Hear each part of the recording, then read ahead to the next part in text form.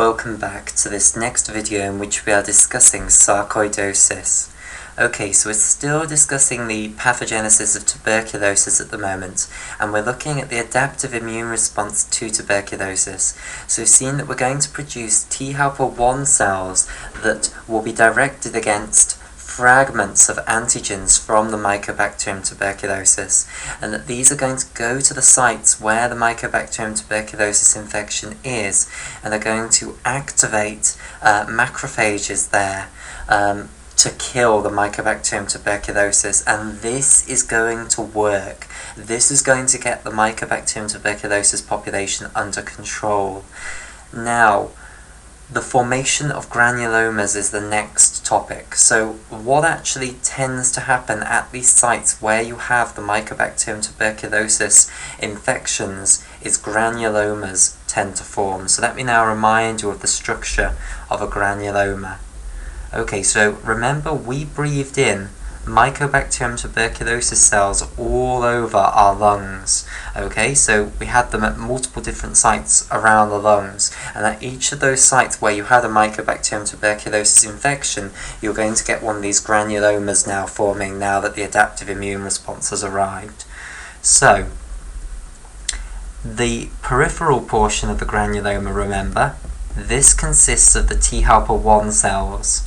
Okay, and we now know exactly what those are. So in the case of tuberculosis, these T helper 1 cells are going to be all of these T helper 1 cells directed against the many different fragments of the antigens of Mycobacterium tuberculosis. So there'll be loads of different T helper 1 cells here that are targeted against different fragments of antigens of Mycobacterium tuberculosis. So I'll colour this in blue here. So the periphery of a granuloma consists of loads of T helper 1 cells, and then remember the center of the granuloma, this consists of macrophages.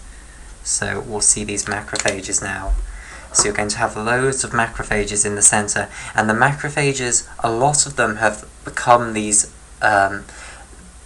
bigger and better types of macrophages known as epithelioid cells, and some of them have even fused into multinucleated giant cells. So I'll draw a few of these epithelioid cells here. So remember, these epithelioid cells, they form whole surfaces of spheres, forming like onion skins, so that the granuloma effectively consists of loads and loads of layers of these epithelioid cells, with macrophages interdispersed amongst the epithelioid cells.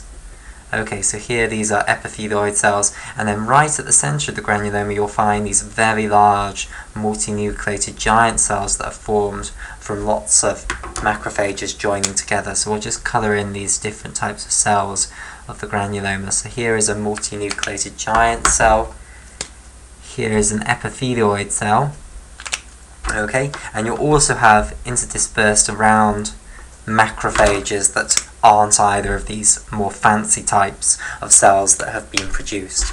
And now the granulomas that form in the case of tuberculosis are going to be caseating granulomas.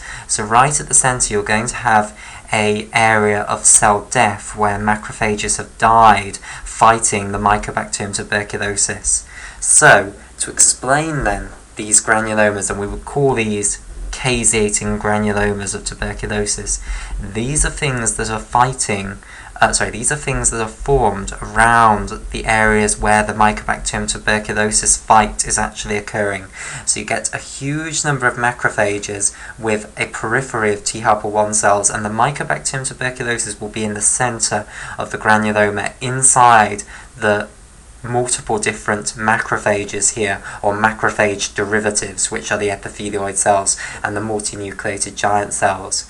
And they'll be receiving help from the T helper 1 cells, so if they require help they can go to the outside of the granuloma and get help from the T helper 1 cells to help them to kill the Mycobacterium tuberculosis. So I hope that that sort of now explains what the purpose of these caseating granulomas actually are in the case of tuberculosis. They are this way of walling off the Mycobacterium tuberculosis. So Mycobacterium tuberculosis is an incredibly difficult bacterial species to actually eradicate from the body.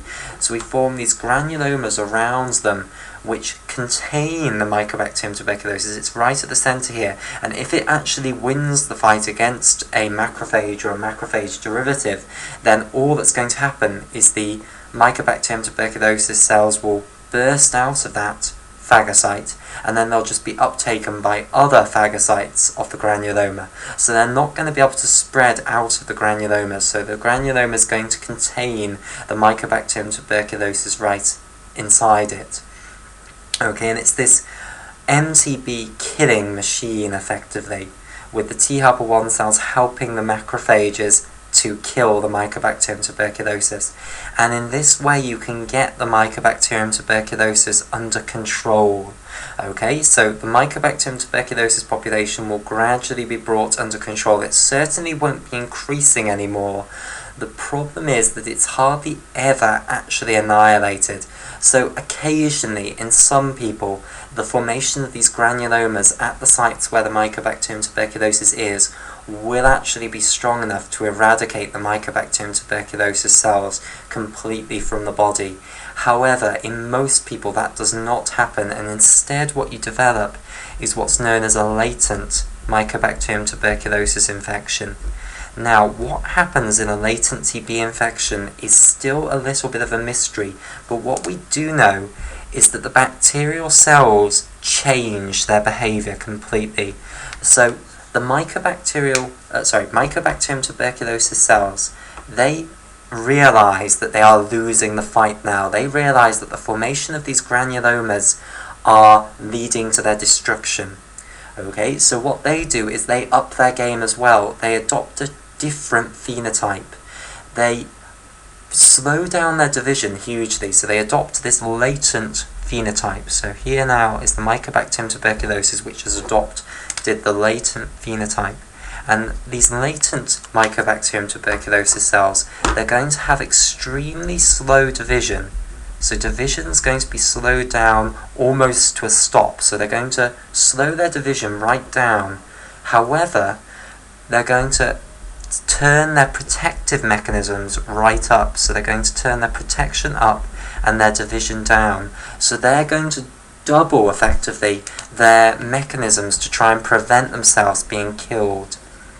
And this is the reason, generally, that a lot of people end up with a latent TB infection rather than a complete annihilation of the Mycobacterium tuberculosis. Because these latent Mycobacterium tuberculosis cells, even the granulomas can't actually destroy them. They will survive inside the macrophages and the macrophage derivatives within the granuloma, and they'll be dividing at a tiny rate, and the granuloma will just about keep on top of the division, i.e. it will make sure that the rate at which you are producing new Mycobacterium tuberculosis cells is the same as the rate at which you're killing Mycobacterium tuberculosis cells. So I'll just write that important equation down here.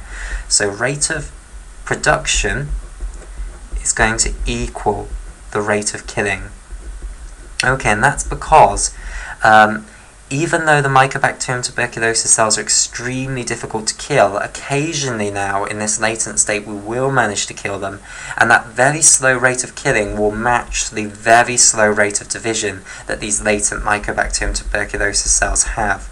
So this is thought to be the equilibrium that is established in a latent TB infection.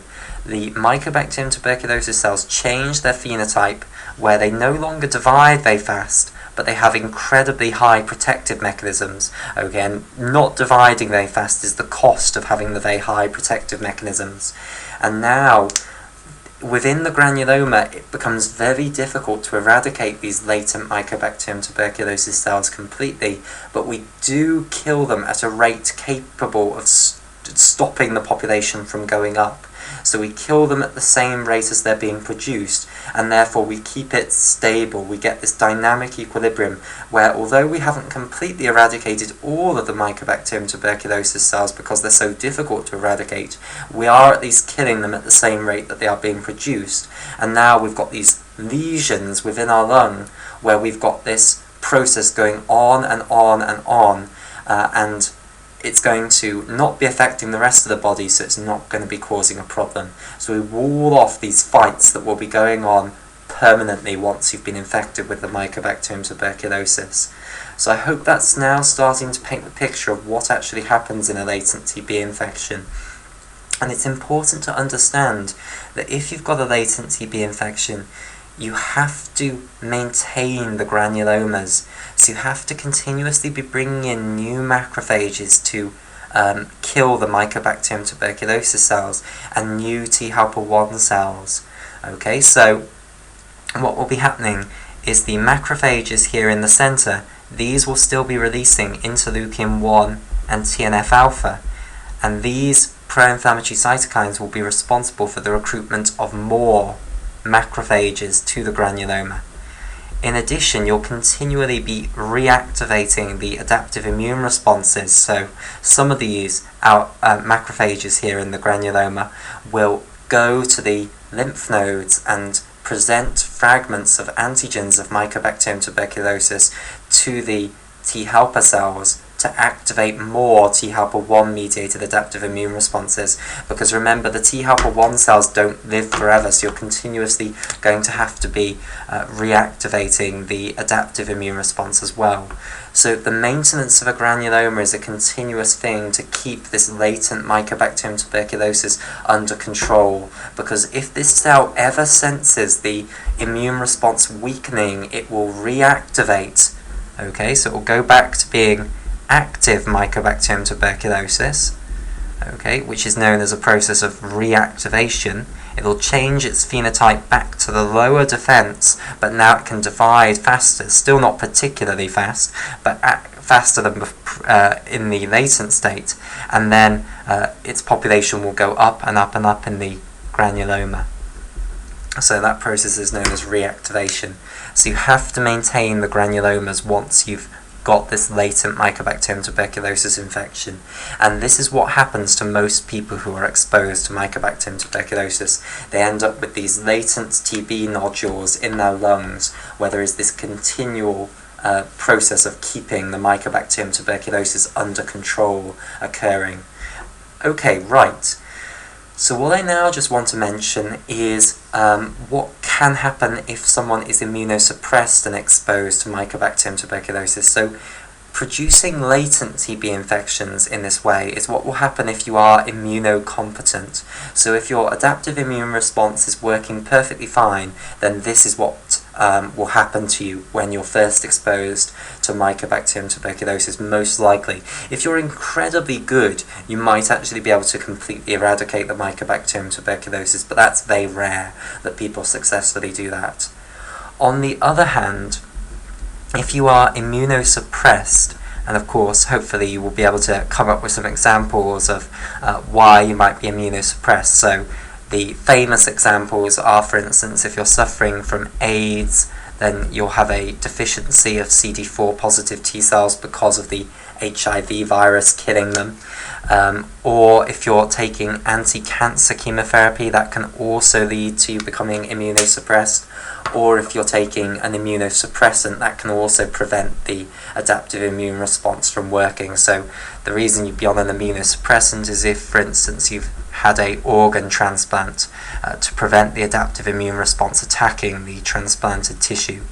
So immunosuppressants will cause immunosuppression, and also be aware of anti-cancer chemotherapy.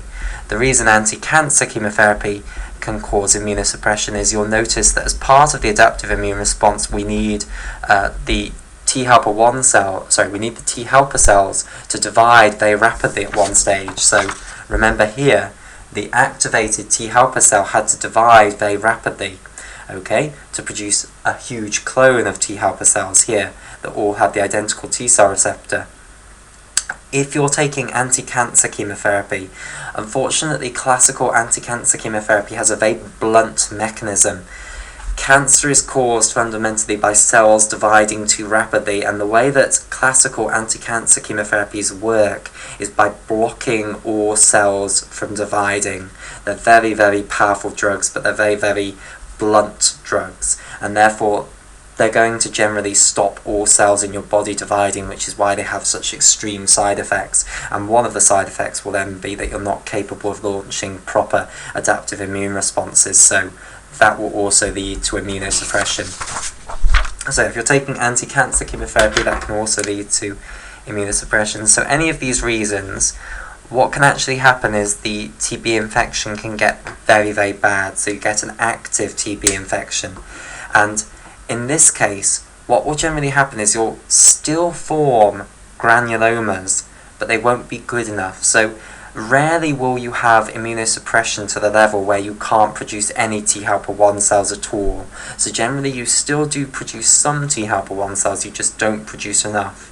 So what can happen is you form granulomas, but they don't actually contain the Mycobacterium tuberculosis infection. So let me show this on a picture.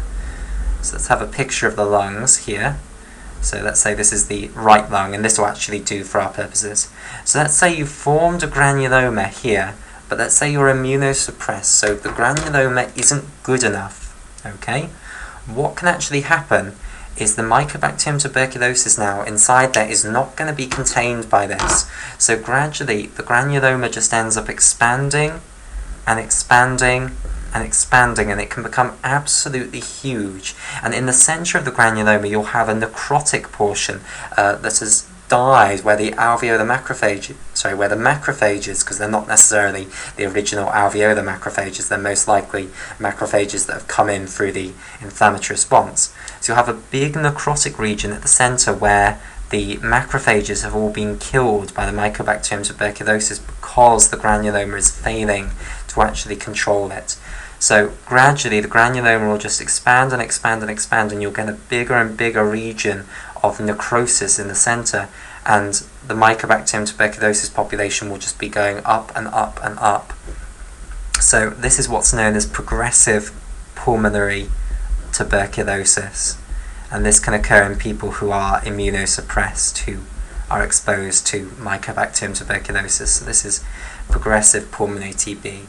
The other big thing that can happen is that the Mycobacterium tuberculosis cells, they can end up going into the bloodstream, and you can imagine that if this is occurring, if the bacterial population is out of control, then some of them are going to be finding their way into the bloodstream, and then they can end up going all over the body, and wherever they go in the body you'll get these granulomas forming. So you'll get an inflammatory response bringing in loads of macrophages, loads of T helper 1 cells.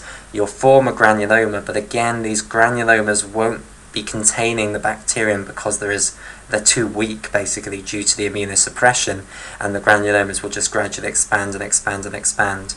And this disseminated tuberculosis, where you get granulomas forming all over the body, is known as miliary tuberculosis. Okay, and it's very dangerous because you can get granulomas forming in, for instance, the meninges in the brain, leading to meningitis and compression on the brain. Okay, so these are the two horrendous things that can happen when the TB is not controlled by the adaptive immune response, for instance, because you're immunosuppressed. The second thing to talk about now is the fact that people who have a latent TB infection can actually develop what is known as secondary TB. So what we have discussed would be called primary TB. So we've now discussed how someone can inhale Mycobacterium tuberculosis cells, and then they'll get the inflammatory response occurring wherever the Mycobacterium tuberculosis is in the lungs, and then initially it won't be containing it until we get the adaptive immune response initiated, and then we get these granulomas forming in the lungs, which will then contain it.